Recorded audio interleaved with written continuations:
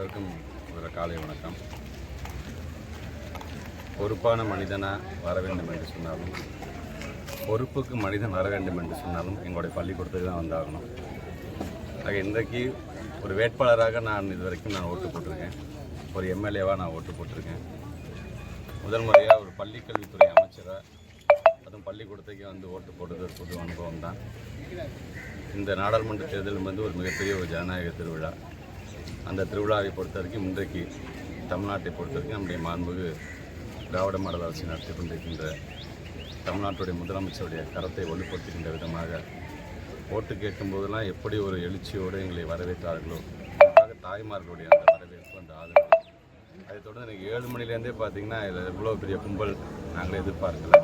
இது இங்கே மட்டுமல்ல, நாங்கள் தொலைபேசி மூலமாக தொடர்பு கொண்டு கேட்கும்போது அது கிழக்கு தொகுதியாக இருந்தாலும், திருவெரும்பூராக இருந்தாலும், ஏன் மணப்பாறையாக இருந்தாலும், ஒவ்வொருவரையும் பார்த்திங்கன்னா கூட்டங்கள் அதிகமாக தான் இருக்கின்றது. ஆக எங்களுடைய சாதனைகள் சொல்லி நாங்கள் ஓட்டு கேட்டிருக்கிறோம். சாதனையுடைய பயனாளிகளாக நம்முடைய மக்களும் இன்றைக்கு எங்களுக்கு ஆதரவோடு இன்றைக்கு ஓட்டு போட்டு இந்த இடத்துக்கு வந்திருக்கிறாங்க. எங்களுடைய மகிழ்ச்சியாக இருக்கின்றது. ஒரு மிகப்பெரிய வெற்றி என்று சொல்லும்போது வாக்கு வித்தியாசம் அதிகமாக இருக்கக்கூடிய வெற்றியை பெறுவோம் என்கிற நம்பிக்கை. பாதகம் செய்பவரை கண்டால் நாம் பயங்கொள்ளலாகாது பாப்பா, மோதி மிதித்து விடு பாப்பா, அவர் முகத்தில் உமிழ்ந்து விடு பாப்பா.